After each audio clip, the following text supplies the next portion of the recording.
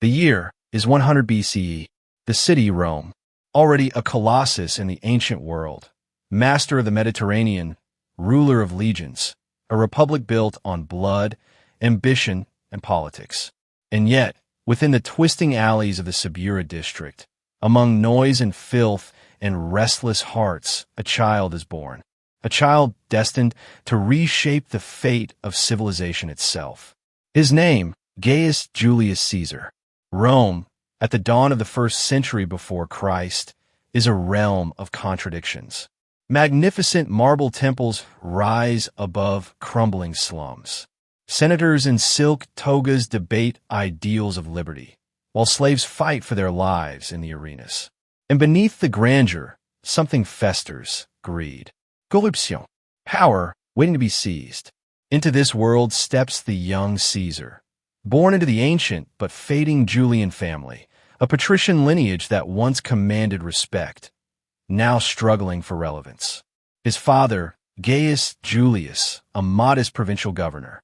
His mother, Aurelia Cotta, a woman of intellect, pride, and iron will.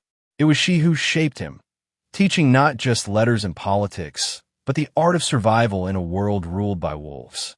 From his earliest days, Caesar understood that in Rome, power was performance.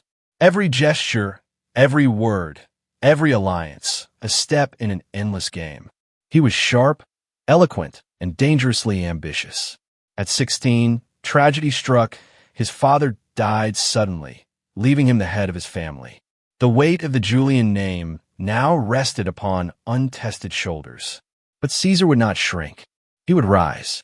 He sought marriage not for love, but for power, choosing Cornelia, the daughter of Lucius Cornelius Cinna, a man aligned with the populares, the faction of the people. It was a dangerous choice, for across Rome's political spectrum stood the Optimates, led by Lucius Cornelius Sulla, a general whose shadow loomed over the Republic.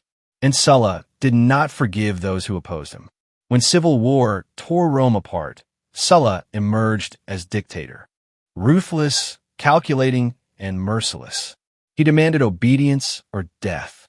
His enemies were marked for execution in what history calls the proscriptions, lists of the condemned, posted in the forum for all to see. Among those marked, Caesar. Sulla ordered him to divorce Cornelia, the daughter of his enemy. Caesar refused. That single act of defiance would become the first spark in a fire that would one day consume Rome. Fleeing for his life, he went into hiding, hunted through marshes, bribing soldiers, sleeping beneath the stars. Captured once, he was released through bribes and cunning. He learned early that gold could buy freedom, but courage could buy destiny. At last, through the pleading of his powerful relatives and allies, Sulla relented, reluctantly. He spared the boy, but with chilling foresight, he warned, "Take this man's life if you are wise, for in this Caesar, there are many Mariuses." Sulla saw what others did not, a storm forming in the soul of a young Roman. Exiled from Rome, Caesar joined the army in Asia Minor. Here, he learned what true command meant. In the siege of Mytilene, he fought with distinction, earning the civic crown, Rome's highest military honor for bravery, a wreath of oak leaves placed upon his brow by his comrades. He was no longer a fugitive. He was a soldier, forged by danger, sharpened by exile. But destiny had another test. While traveling to Rhodes to study oratory, Caesar was captured by pirates. The brigands demanded a ransom of 20 talents of silver. Caesar laughed. 20, he mocked. You do not know whom you've captured. I am worth 50. For 40 days, he lived among them, joking, playing games, even joining their exercises. When they dozed, he warned them, "When I am free, I will return and crucify you." They laughed, thinking it a jest. But Caesar never joked twice. When the ransom was paid, he raised a small fleet, hunted them down, and, true to his word, crucified everyone. It was the birth of his legend. Mercy was for equals. Enemies deserved lesson and memory. When Sulla's death finally loosened the chains of fear around Rome, Caesar returned. He was 25, lean, charismatic, and burning with ambition. He entered politics as a prosecutor, taking on corrupt governors and senators, his speeches dazzling the courts. He studied rhetoric in the style of Demosthenes, blending Greek eloquence with Roman steel. Every trial he won, every speech he gave, made his name echo louder in the forum. Soon, he became quaestor, managing finances in Spain. There, in the ruins of an old temple to Alexander the Great, Caesar paused before a statue of the Macedonian conqueror. And he wept. "Alexander was my age," he said, "and he has conquered the world. And I have done nothing." Those words would haunt him for years, fueling his hunger for immortality. Returning to Rome, Caesar began his ascent not just through office, but through image. He understood that in a republic obsessed with appearances, spectacle was power. He organized lavish public games, banquets, and festivals, spending borrowed fortunes to win the hearts of the people. He dressed in fine silk, perfumed his hair, and walked with the confidence of a king. Some mocked his vanity, but the crowds adored him. They saw in him not a noble, distant patrician, but a man of the people who spoke their language. And every debt he incurred, every coin spent, was an investment. He knew Rome itself was for sale, and he was its cleverest bidder. By 63 BCE, the Senate buzzed with scandal and rivalry. Caesar, still in his 30s, ran for Pontifex Maximus, the highest religious office in Rome. His opponents were older, wealthier, more experienced. But Caesar understood the art of persuasion. He campaigned with charm, promises, and perhaps a few well-placed bribes. The people loved him.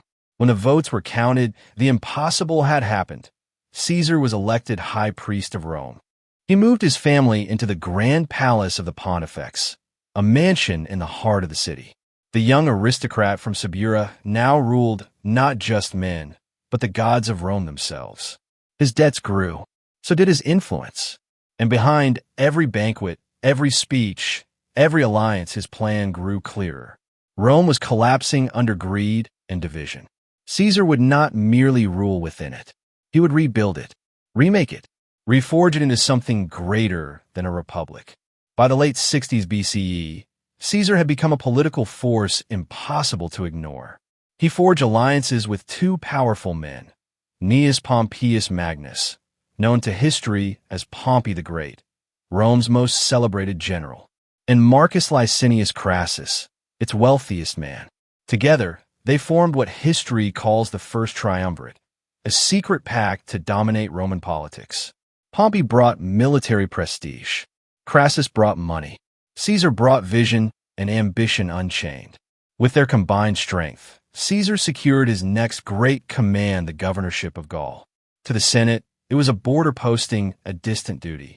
To Caesar, it was opportunity, a stage upon which he would carve his name in blood and history. Rome had given him an army. He would return with an empire, and the world would never be the same again. The year is 58 BCE. Rome stands tall but divided, torn by politics, ambition, and corruption.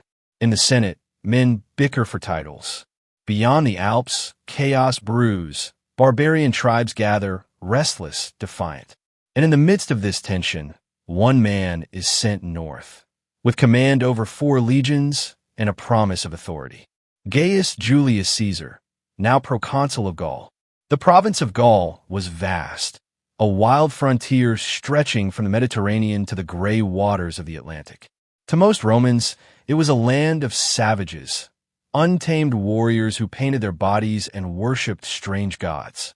To Caesar, it was a stage, and every battle a chance to sculpt his legend.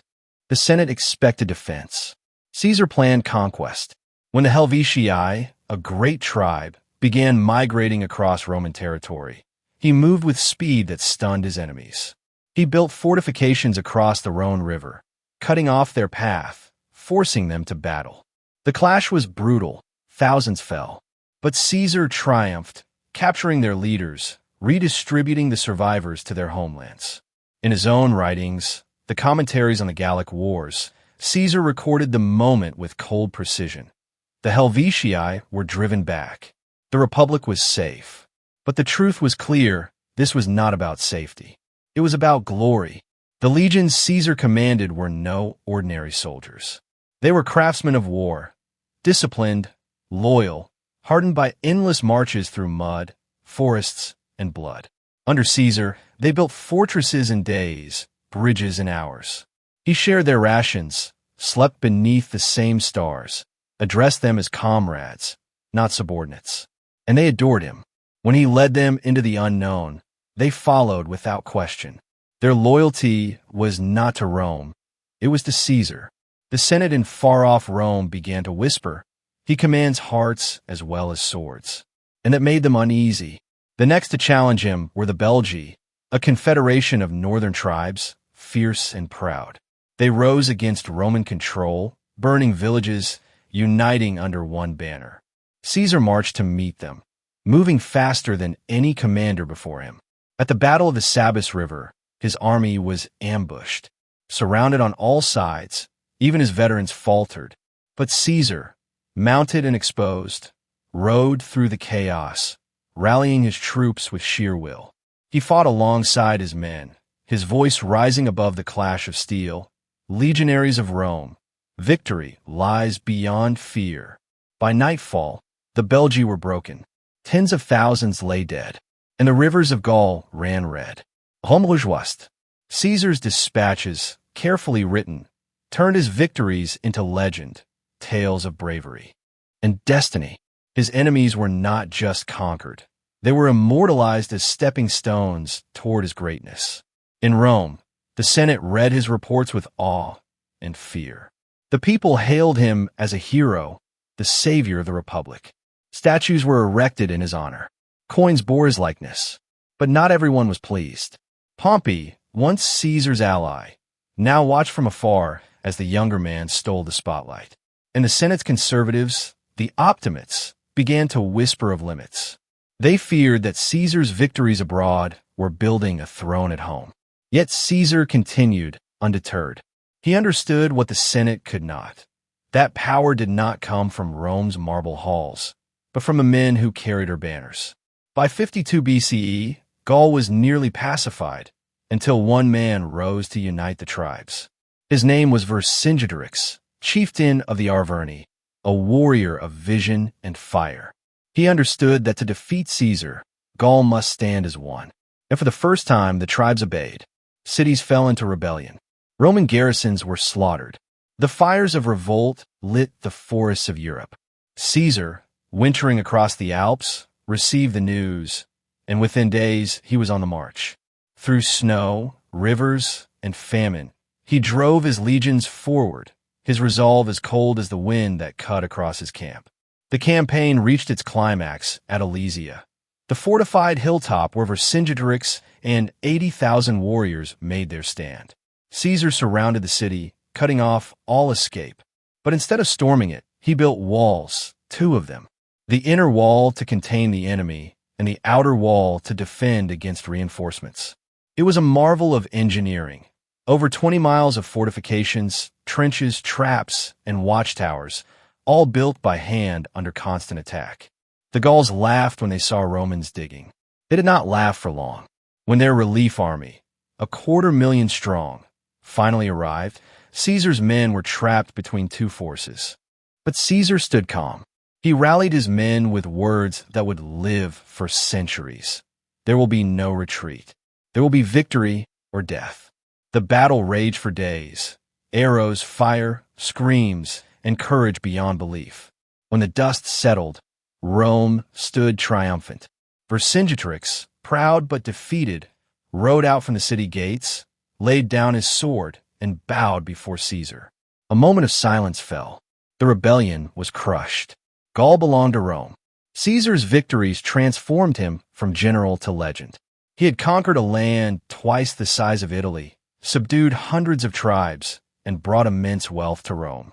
In his commentaries, he described it all with calm precision, never boasting, only recounting, as if the gods themselves had chosen him to record their will. The Senate could not ignore him. The people adored him.